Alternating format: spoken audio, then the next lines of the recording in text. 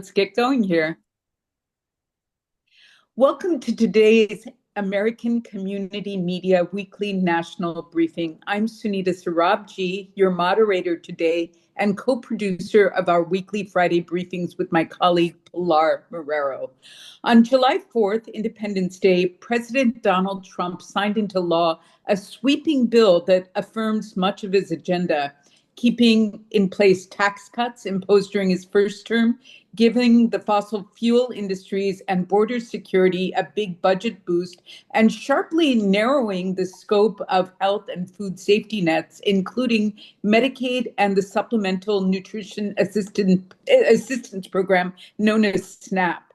Speakers today will discuss some of the impacts of the new budget and spending bill, including long-term effects on American health, the environment, and the national deficit, which is expected to rise by $3 trillion over the next decade. Our speakers today are Larry Levitt, Executive Vice President for Health Policy at KFF, Bill McKibben, writer, environmentalist, and founder of Third Act, which organizes older adults to act on climate change, Natasha Sarin, professor at the Yale Law School and Yale School of Management, and Richard Prisenzano, Director of Policy Analysis at the Budget Lab at Yale. Richard will not be presenting, but will take questions during the Q&A. We asked reporters to enter questions in the chat, and we will then proceed to Q&A immediately after each speaker presents. Later this afternoon, we will send a video along with expanded bios. So we've got a 987-page bill to unpack in 57 minutes, so let's get right to it. Our first speaker today is Larry Levitt, who will examine the impact of the $900 billion cut to Medicaid, the largest ever cut in the program's history. Welcome, Larry. Thanks, Anita. So this bill was not framed as a healthcare reform effort. It was framed more as a tax cut bill, but it represents the biggest change to the healthcare system since the passage of the Affordable Care Act 15 years ago. And in its effect, it amounts to what is effectively a partial repeal of the ACA, erasing much of its gains in health coverage. The Congressional Budget Office has estimated that the legislation would reduce federal health spending by over $1 trillion over the next decade and increase the number of people uninsured by 11.8 million. Those are preliminary numbers and will likely come down somewhat given the last-minute changes to the bill. Still, the scale of the change to the healthcare system is staggering. This represents the biggest rollback in federal support for health coverage ever. But the law is complicated, and a few of the provisions are direct cuts in Medicaid or ACA benefits or eligibility, though they would have that effect indirectly. In Medicaid, the provision that generates the most savings to the federal government is a new work requirement that applies to adults made eligible for the ACA Medicaid expansion. But the vast majority of these adults, about 9 in 10, are either working or would qualify for an exemption from the work requirement. But 4.8 million people are expected to lose health coverage, primarily because they fail to navigate the reporting process and the red tape that would be required. Some people would also fall through the cracks because they will be required to renew their Medicaid coverage more frequently, every 6 months rather than once a year. And regulations issued by the Biden administration would be stopped by this bill. These include measures to make enrollment easier and beef up staffing in nursing homes. Enrollees with income above the poverty level, about $16,000 for a single person, would be required to have new copays, potentially as high as $35 at the option of states. There are also restrictions on taxes paid by healthcare providers, which help states finance their share of Medicaid spending. That could force states to cut payments to hospitals and other healthcare providers or to other parts of the Medicaid program. One of the big concerns during the debate in the Senate was the effect on rural hospitals.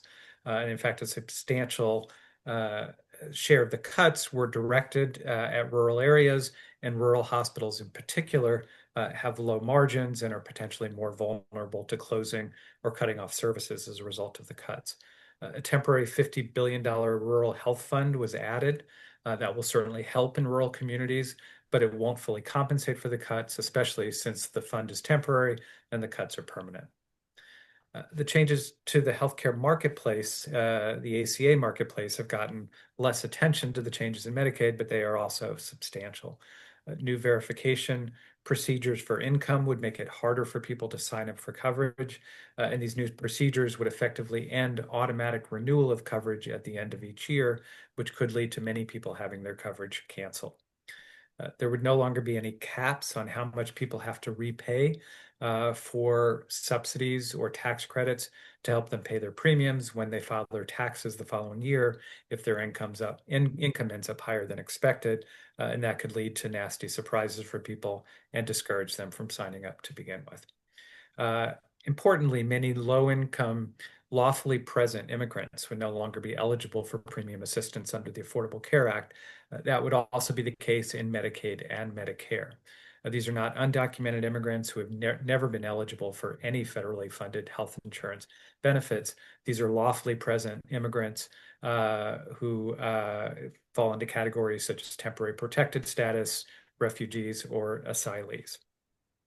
There was a provision in the bill passed by the House that would have penalized states with less Medicaid funding if they used their own money to provide health care to undocumented immigrants. That provision didn't make it into the final legislation because it didn't comply with Senate budget rules.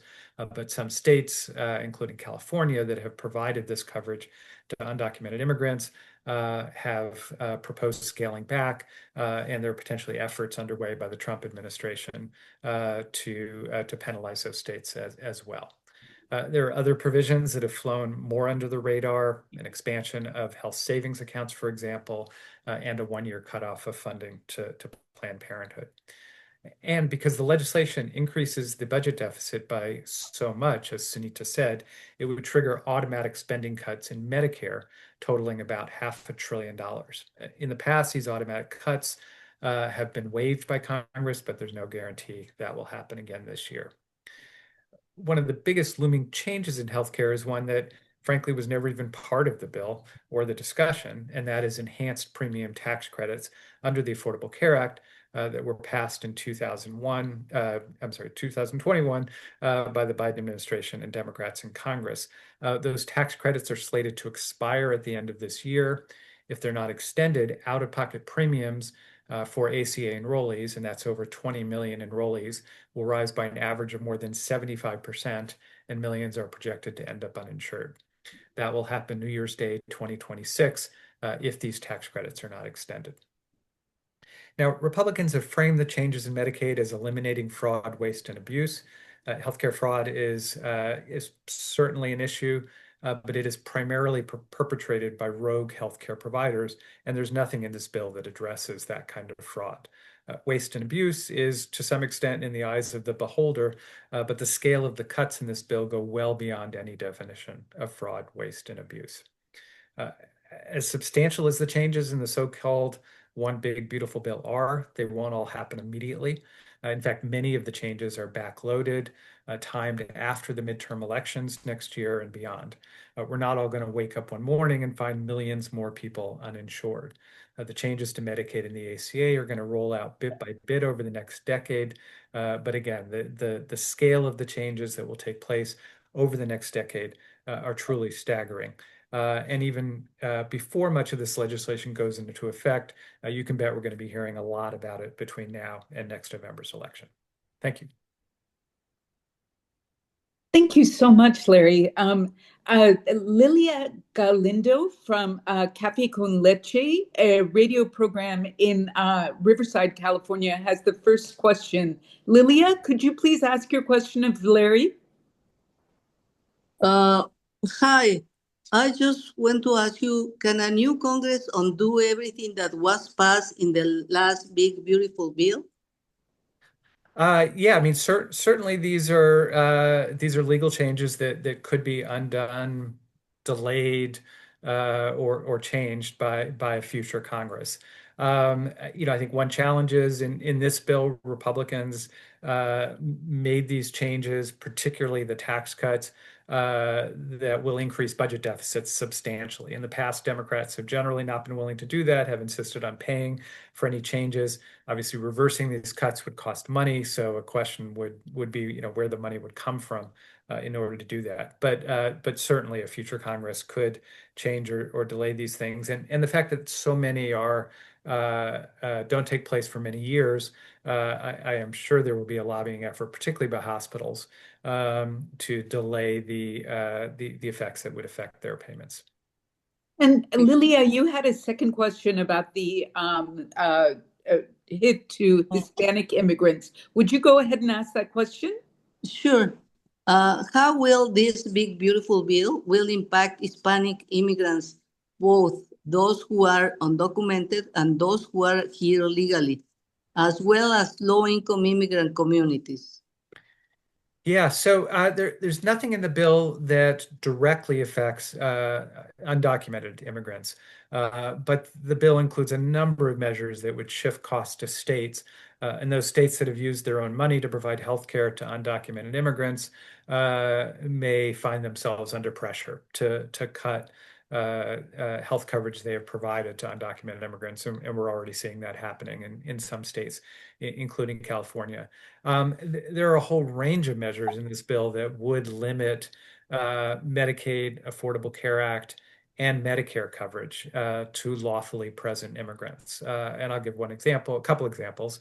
Um, uh, Lawfully present immigrants generally have to wait 5 years before they qualify for Medicaid. During that 5-year period, they are still eligible for Affordable Care Act coverage, even if their incomes are below poverty, and the poverty level is generally the threshold for qualifying for those premium tax credits. Many of those categories of immigrants would no longer be eligible. Generally speaking, eligibility in these programs would be limited to green card holders going forward. So a really big change in eligibility for health coverage for immigrants. Absolutely. Orhan Kurt has the next question. Orhan, welcome. Could you please ask your question? Yes, thank you, Sunita. So my question is, so many people will lose their insurance, healthcare program, Medicaid, etc. So how they will get the healthcare services? So I don't know, maybe many licensed, unlicensed doctor will be on the field, and it might affect the community. I am just curious. Everyone is not able to go to the hospital or the private doctor to get treatment. So what do you think? How those people will get healthcare services? Yeah, well, I think that the reality is with so many people, estimates of 12 million losing health insurance coverage, some people simply will not get access to healthcare as a result of the changes in this bill. I think it'll put a lot of pressure on the healthcare safety net, on community health centers, on public clinics and hospitals. But I think, particularly for immigrant communities, there's going to be a hesitation to use the healthcare system, which could threaten their status or the status of family members.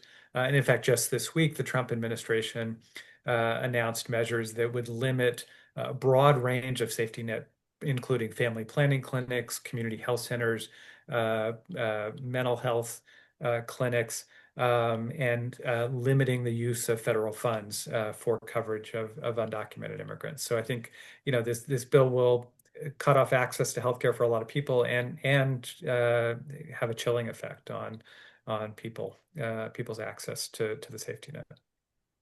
Pilar Marrero has the next question. Pilar.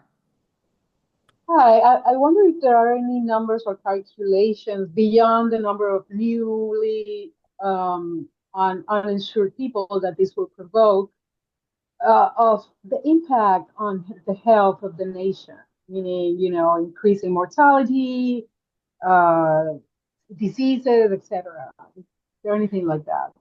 Yeah, there have been a few recent estimates, for example, of how this increase in the number of people without health insurance would increase mortality. Don't have those numbers offhand, but happy to get them to you. But there's clear evidence that providing people with health insurance, providing people with access to healthcare, reduces premature death. But it goes beyond simply mortality. It's also access to primary and preventive care, which will lead to poor health down the road. And there are broader implications for the healthcare system. If a rural hospital closes because of these Medicaid cuts, that means reduced access, not just for Medicaid or ACA enrollees, but reduced access for the whole community. Thank you. The next question comes from Gabriel Young. Gabriel, could you please ask your question? Hi, thank you so much, Larry, for being here. Here for the California Commission on API Affairs, we're curious if there's any data on the different racial ethnic impacts for the major groups in the US. I know earlier you mentioned for undocumented Hispanic immigrants, but just curious broad for the Black community, the AAPI community, and others, if you have any data on that. Yeah, no estimates yet, but I mean, certainly these programs, Medicaid and the Affordable Care Act, disproportionately benefit communities of color. So there's no doubt there will be a disparate impact. And I would say it's subtler, but if you look at something like the work requirement, which where the estimates show that upwards of 5 million people would lose health insurance, not because they're not working or they wouldn't qualify for an exemption, let's say because they're ill or they have caregiving needs, but just because they would fail to navigate the red tape. States would be permitted to require people to verify their work or verify their exemption as often as every month. And the experience when this happened in Arkansas and Georgia is that people simply fell through the cracks. And that's going to be more likely for people who have less education, who for whom English is not a first language. Navigating that red tape is going to be more difficult. Larry, there are so many more questions for you in the chat, but I wanted to ask one question myself. Residents of Bakersfield, California, are one of the largest consumers of Medicaid. Over 60% in that region use it. Do you expect the one rural hospital in that region to immediately shut down? I would not expect hospitals to immediately shut down. We have already seen a clinic in Nebraska that shut down and blamed this bill.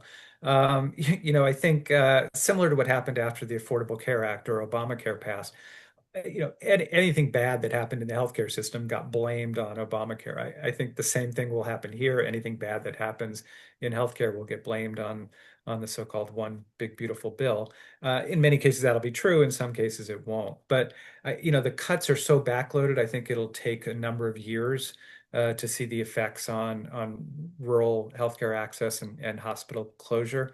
But hospitals are going to be looking down the road, and if they're on the edge of being able to make a go of it, and they see cuts coming in the years ahead, that could certainly accelerate closures. Yeah, and I believe KFF News put out an analysis saying that about 300 rural hospitals are in fact on the edge. Is that right?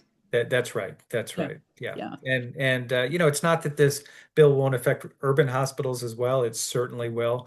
It's just that urban hospitals tend to be financially in financially better shape than rural hospitals. Well, thank you so much. And if you could answer some of the questions directed at you in the chat, that would be terrific. And Sure. please stay around for a final round of questions. Happy Thank you. Thank you so much. So we now move on to Natasha Sarin, who will discuss the budget implications of the bill, including the impact to the federal deficit. The Yale Budget Lab has also provided us with their analysis, and I will drop the link in the chat. Reporters, please keep your questions coming. Welcome, Natasha. Thanks so much, Sunita. And maybe I'll actually start with Pilar's question on Medicaid, because this is a place where I have done a bit of work thinking through some of the estimates from economists who have studied the relationship between health insurance coverage and health outcomes.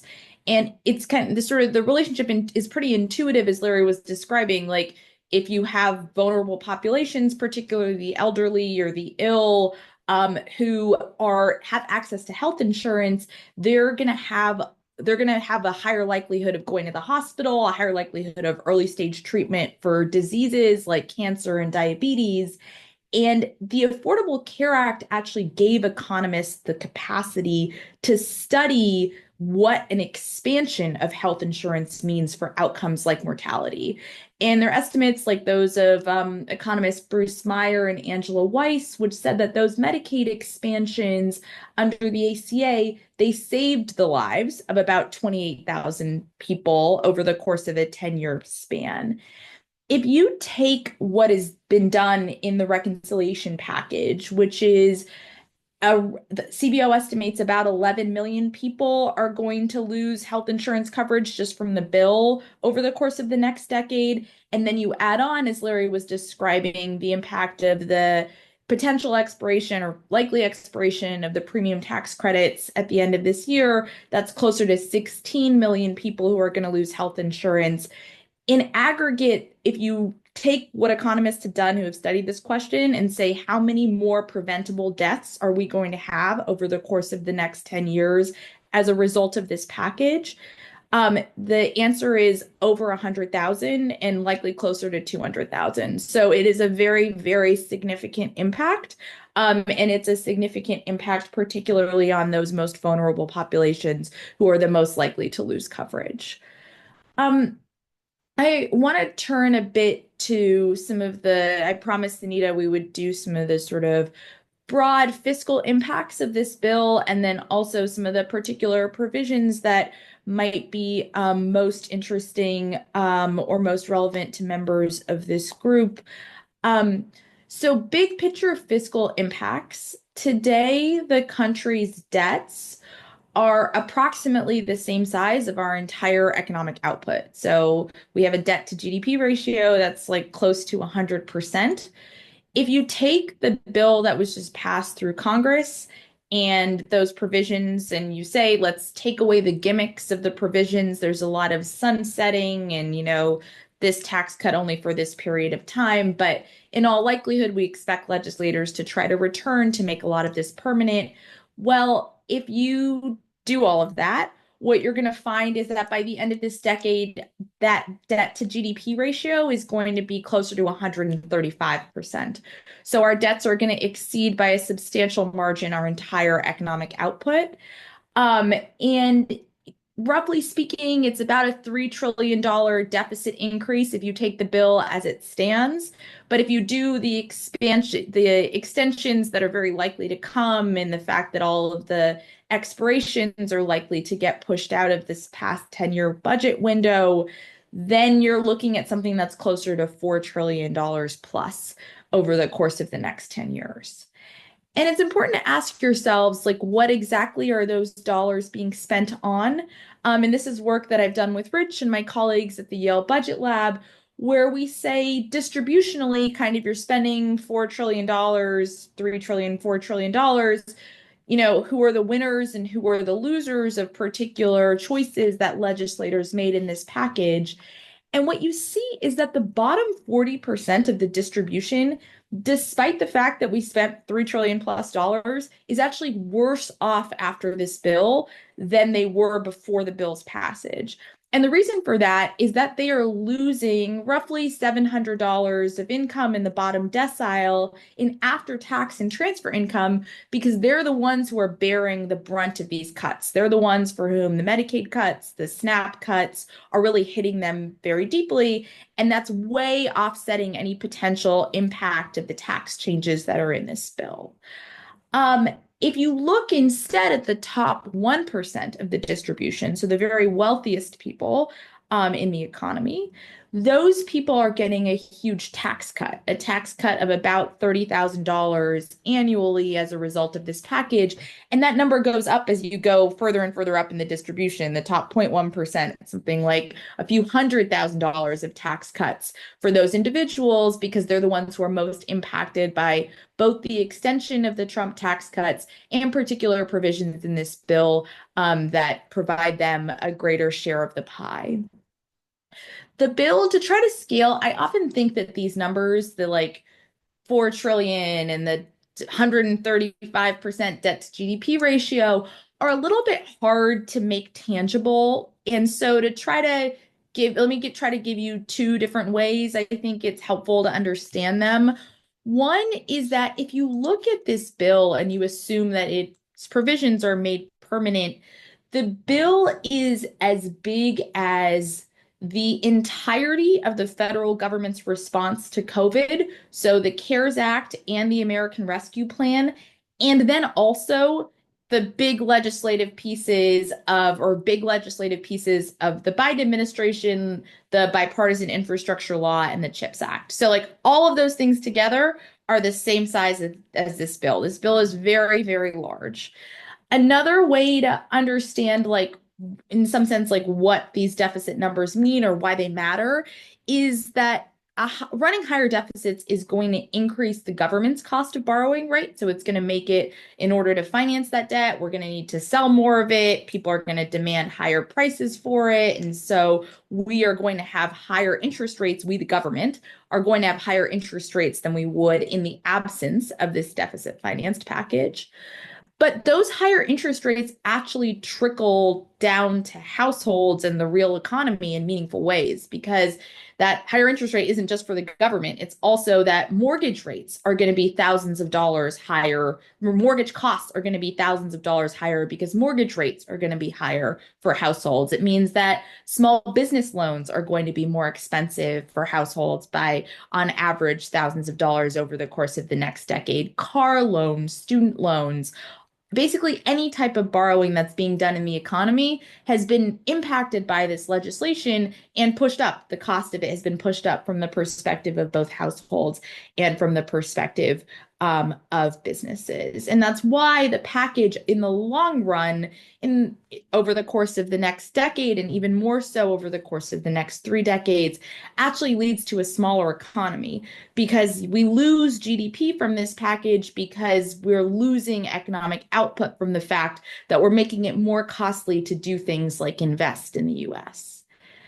And again, it's important to take into account what's being done, I feel like, in the economic policies of this administration writ large, rather than looking at just this bill in isolation. Because something that we heard during the debate around the bill is that, in fact, what was being done is, sure, if you look at the scores from scorekeepers, there's a deficit impact, but the deficit impact is actually the debt is in some sense being paid for by the administration's trade policy, by the fact they're have all these tariffs on countries and that they're collecting revenue from those higher tariffs.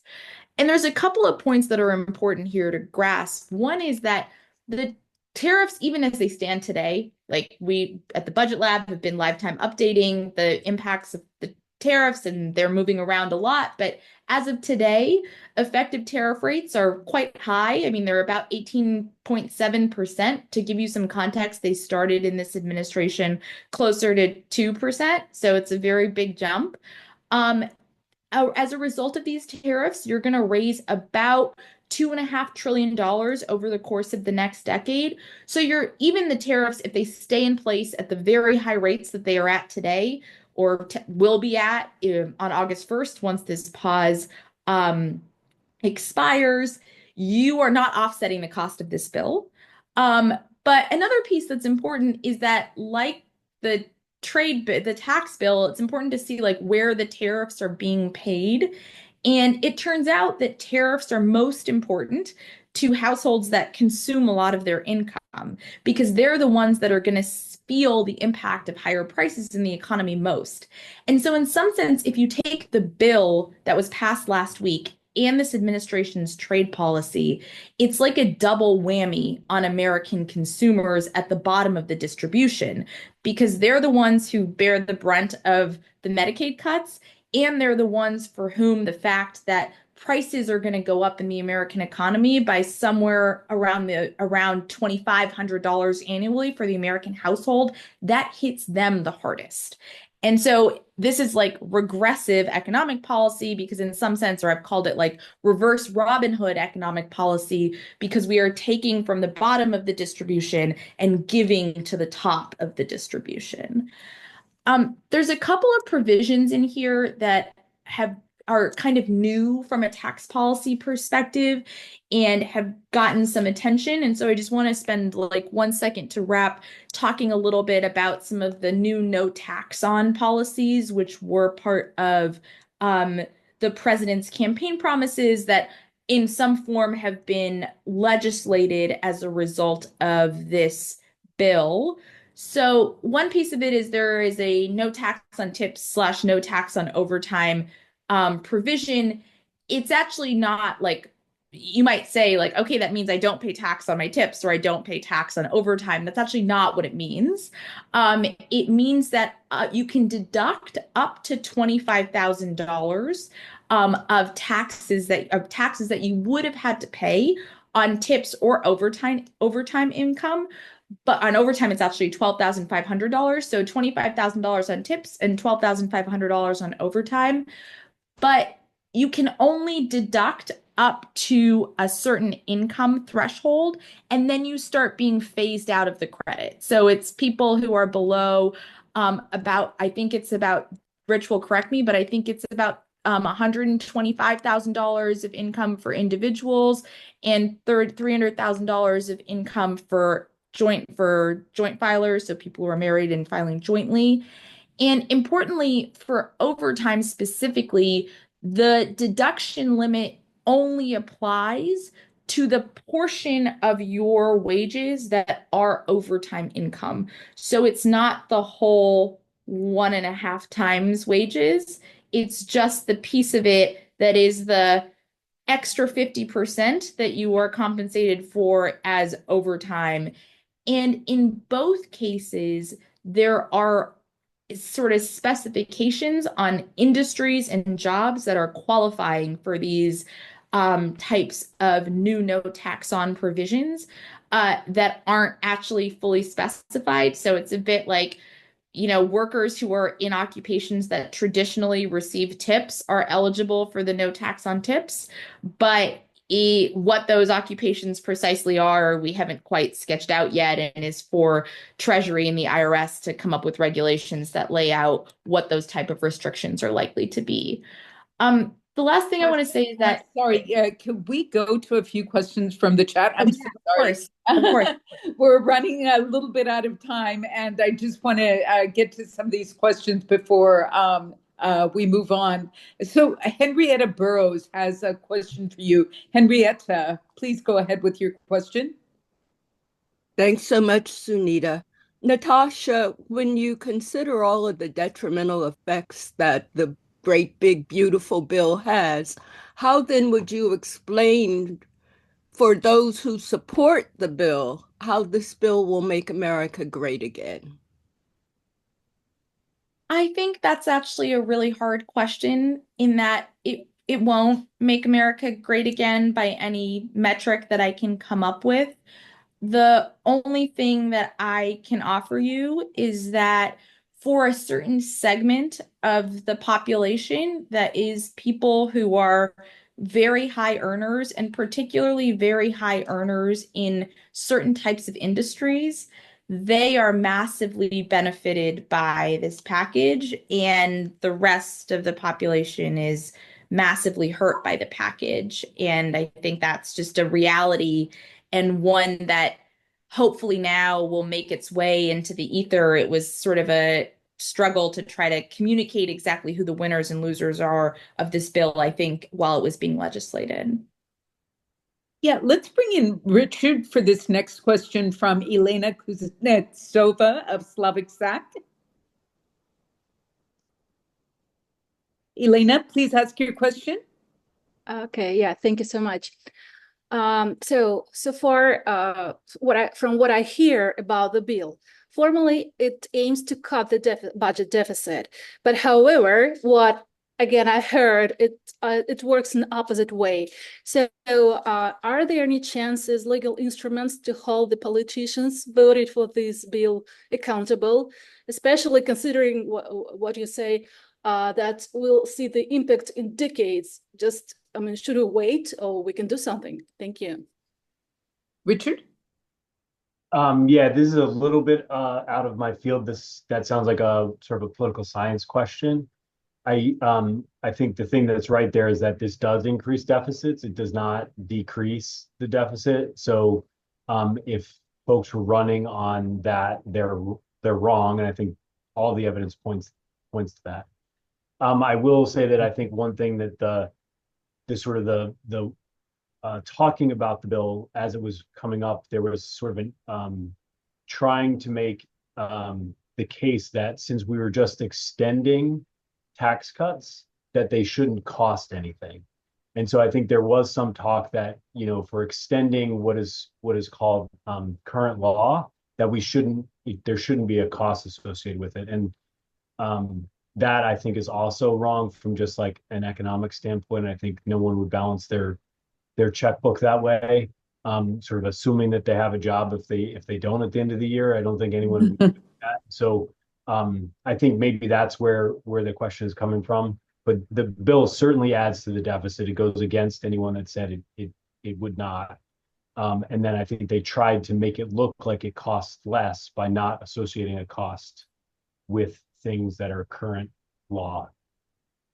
Excellent. Pilar Morera has a question. Could either of you take on Pilar's question?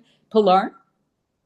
Well, I think Natasha partly answered the question, but I also refer to the Social Security, cutting taxes on Social Security, quote unquote. When the bill passed, immediately I received a press release saying, this is a great win for seniors. We're cutting taxes on Social Security. Turns out it's not accurate, but they are giving a tax credit for seniors. Can you explain how that works, Natasha or Richard? Yeah, Rich, do you want to? Yeah, so it is what it is it's an extra amount of money that is in a standard deduction. So everyone can sort of decide to itemize if you own a home, things like that. You might want to itemize your deductions if you have a lot of deductions. But one of the things that the Tax Cut and Jobs Act did, that this the big beautiful bill also did, is increase the standard deduction, so it's kept at an elevated level. So there's much fewer people that will actually itemize. They'll just take the standard deduction. Actually, kind of eases people's taxes in that way. And so for seniors, you can qualify and you actually get an additional amount that you get as a standard deduction. So there is a tax benefit to being a senior.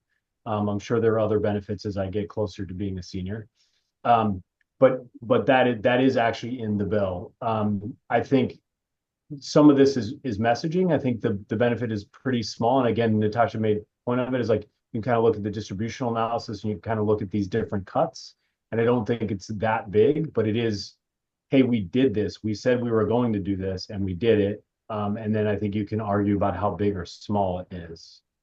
And it's way small, I should say, relative, Pilar, to repealing Social Security taxes altogether, which the bill does not do, would have cost $1.6 trillion over a decade. So this is like a very small step in the direction of a benefit for seniors, but it's nothing like no tax on Social Security.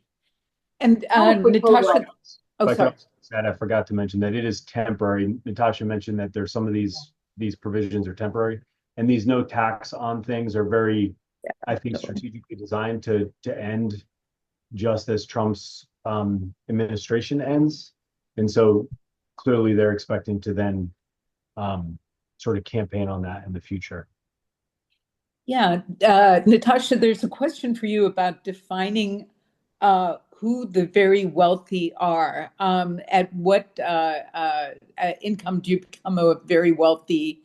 And following up on that, who actually gets the benefit of the child tax credit? Lower income families seem not to be eligible for that credit. Is that right?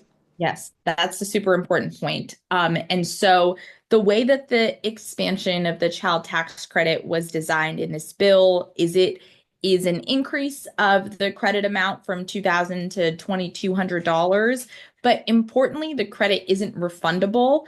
And so what that means is the very lowest income Americans who pay little or no federal income tax, certainly not $2,000 or $2,200 of taxes, do not get the full benefit or any benefit potentially of the child tax credit because they do not have taxable income that makes them eligible for the credit. And so something that the Biden administration tried to push very hard for, but ultimately was not able to legislate, was full refundability for the child tax credit, which would have meant that those low income families were not left behind, but they have been by this expansion of the child tax credit. The who counts as the top is like an eternal question. And it's really sort of, again, a bit of like a messaging and communications question that is probably above my pay grade. But what I can tell you is we've done many different cuts of the top. So you can do the top 10% of the distribution. They're way better off than the bottom 90%.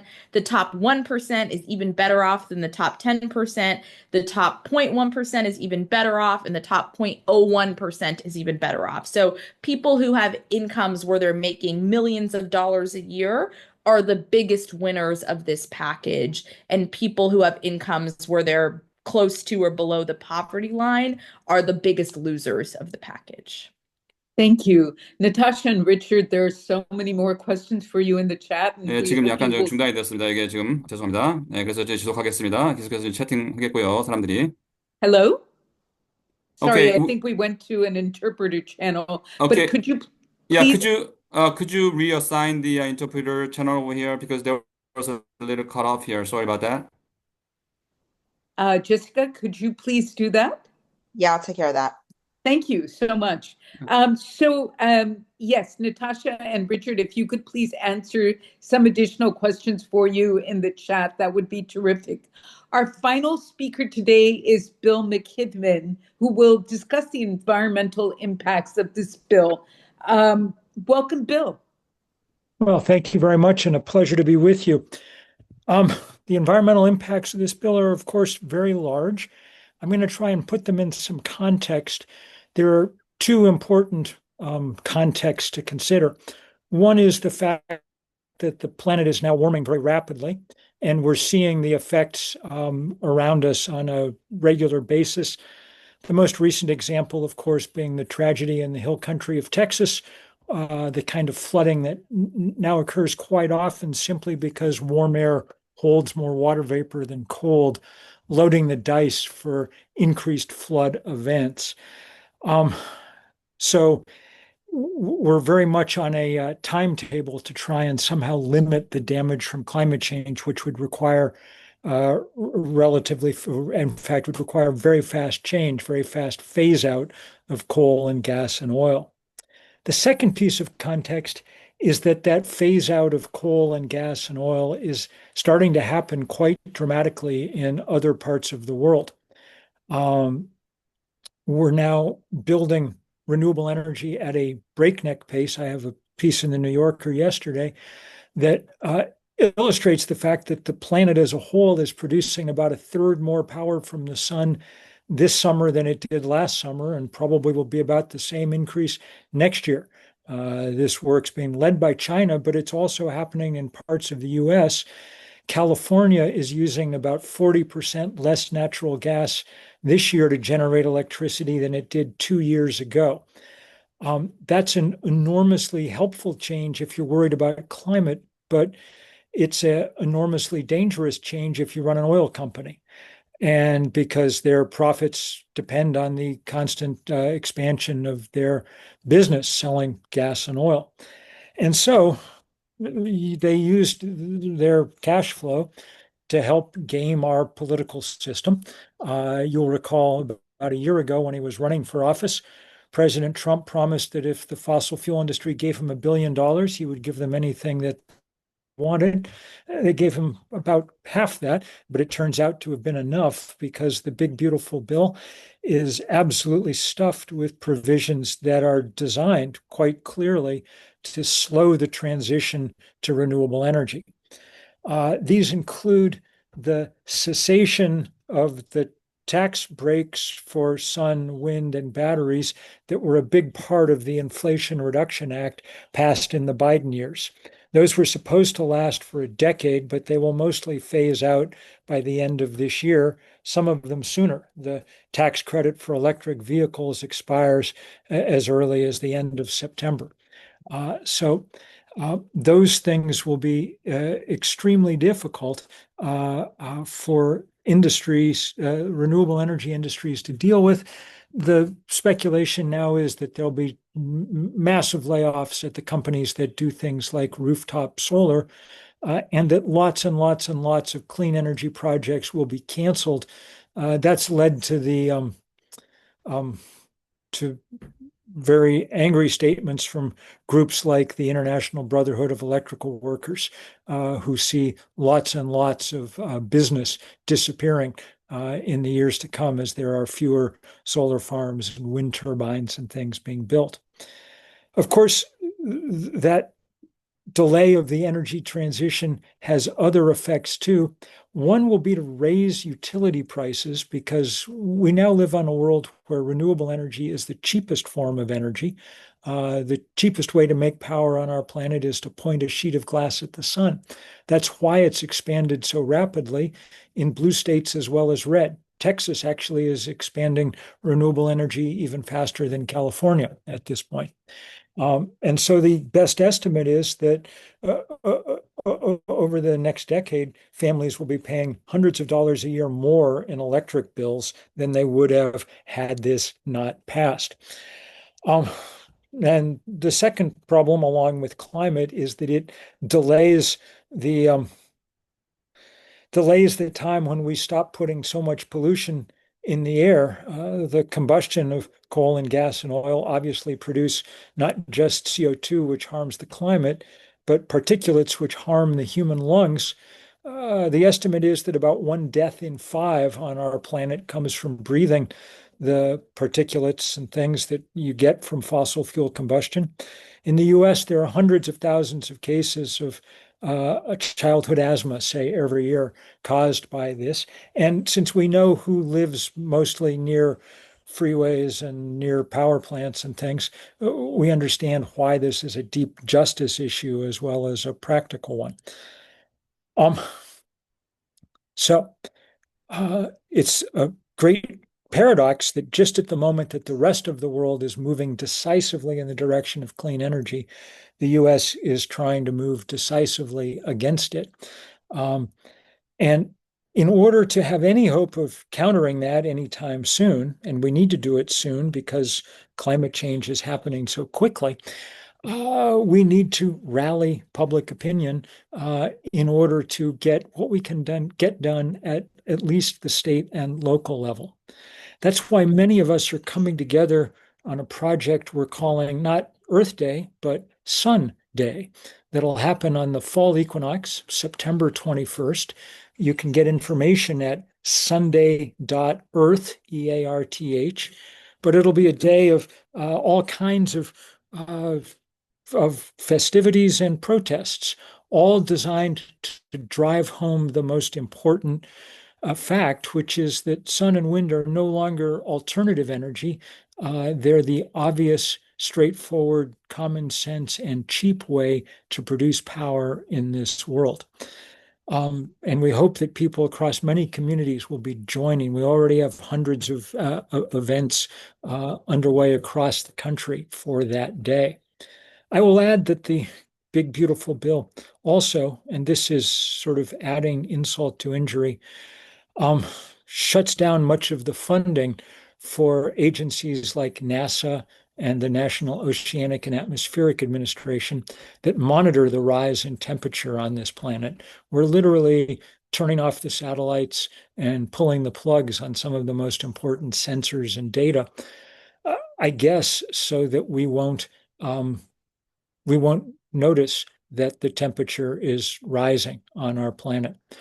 I doubt that that will be very effective because each of us, of course, have our own built-in internal sensors that help indicate to us that it's getting way too hot. But that's the plan, and that's where we are right now. To call all this a disgrace and a betrayal of America's scientific experience and leadership would be an understatement. So I'll stop there, and if there are any questions, I'll try to deal with them. There are a number of questions, but I want to start out because we have you on. There were significant cuts to FEMA. Do you think that that contributed to the magnitude of the crisis that we are seeing in Texas right now? Yeah, I mean, clearly, I mean, look, as far as I can tell, the FEMA director hasn't even bothered to show up in Texas yet. He has not. And around the country, everyone's in, every state and local official is now in a state of suspense about whether there'll be FEMA funding as disasters happen in the future. The Trump administration has said that they think states should pay for disasters instead of the federal government, but that's obviously silly.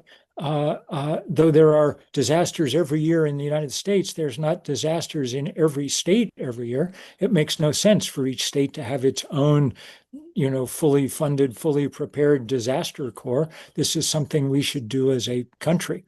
But I think that the most likely outcome, what seems to be happening, is that the president will dispense disaster aid henceforth as a political favor to people in groups and places that he favors, and not to places that he doesn't. Again, this sounds strange and un-American, but it seems to be the path that we're on right now. Yeah. Linda Joy Fenley of Chico Soul has the first question. Linda Joy, please ask your question and welcome. And thank you for inviting Bill. And Bill, thank you for participating. We really appreciate you being here. I represent a rural Northern California area hard hit by past wildfires, and we have rising summer temperatures, and we have occasionally poor air quality. How might the bills cut back on funding for forest management impact areas like ours? Well, I'm afraid it will help deepen the spiral of trouble that you're already in. Among other things, the bill, the Trump administration has instructed national forests to greatly increase the timber cut on the national forests at the expense of all the other kind of planning and work that we should be doing, especially in an era of wildfires. One of the this will perhaps amuse you. 6 Republican Congress people yesterday sent a letter to the Canadian government complaining about smoke from wildfires in Canada blowing across the U.S. border and telling them to stop it. I don't know whether the Canadians have written back to say that the U.S. has produced the largest share of the greenhouse gases that are warming the planet and causing forests to catch on fire in places around the world. But this is another place, by the way, Linda Joy, where these questions overlap with the ones around Medicaid and rural hospitals and things, because, of course, climate disasters of all kinds, including wildfires, quickly become medical disasters as people need to go to the emergency room because they can't breathe. If that emergency room isn't there anymore, God knows where people will go. Thank you. Gabriel Young has a question. Gabriel, please ask your question.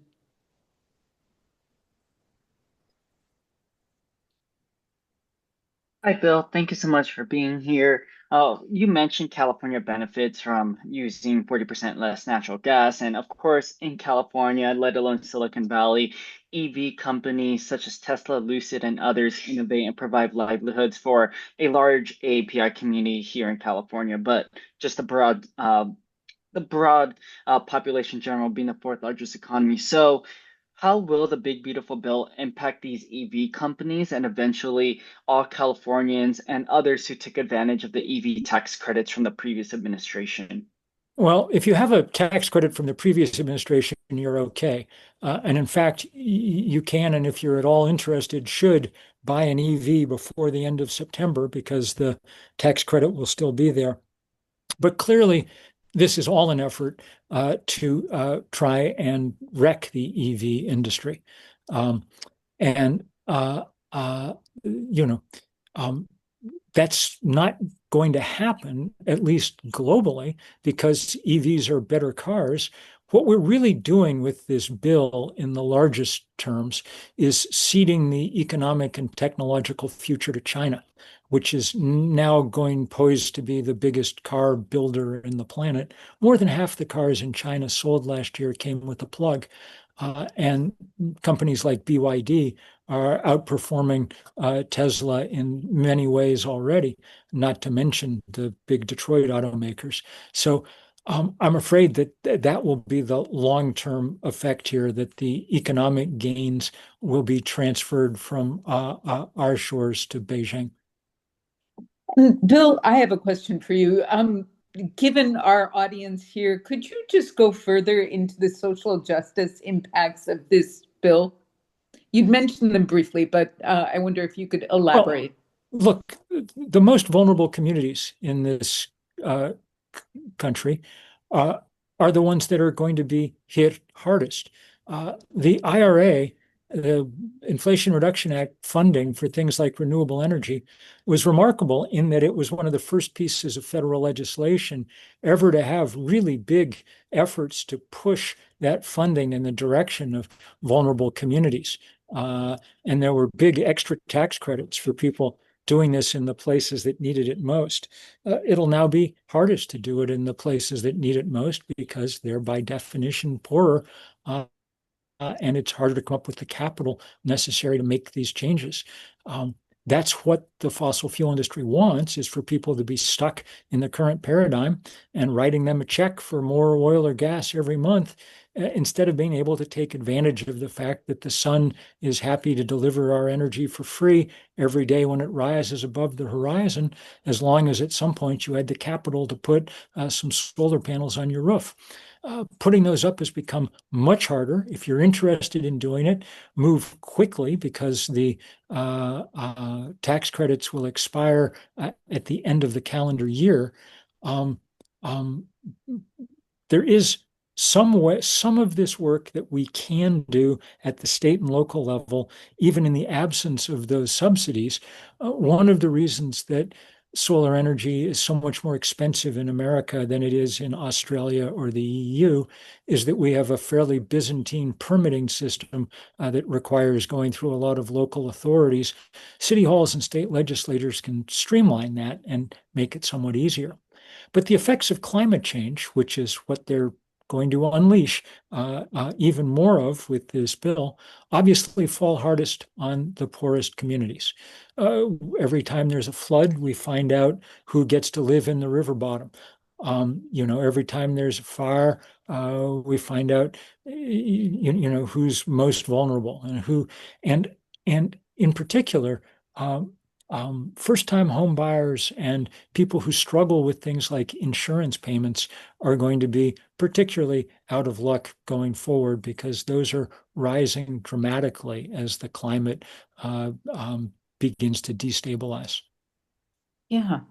Seema Gupta of the Siliconeer has a terrific question that I think all speakers could answer, and we'll end there. Seema, please ask your question. So this is Amar. Oh, hello. On behalf of Seema. But the question is, what would be your message to the voters who created the situation for themselves? How can they correct it? Thank you, Amar. Richard, why don't you take the first stab at Amar's question?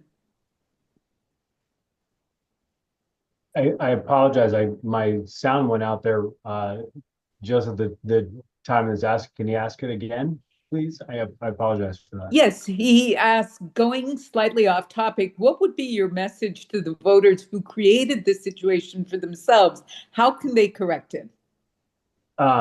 So again, I'm gonna claim that that's a more of a political question than an economics question, and so I think that the evidence in the bill is pretty clear that it raised deficit. I think it's a lot of people, not just have shown that distributionally had some questions. So I think the only thing I could offer was that those people need to read those sources to get that. But I think the general question is more political than I'm willing to answer.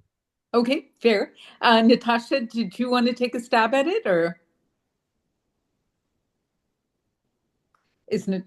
Yeah, she might have dropped off. I know that I can take a stab while Natasha's waiting. And I'm perfectly happy to be political. You better show up and vote on the next midterms. The polling indicates that there's a lot of people with buyer's remorse now and some of the polling is very encouraging, demonstrating new record support for immigration, say, in this country. But that only matters if people turn out.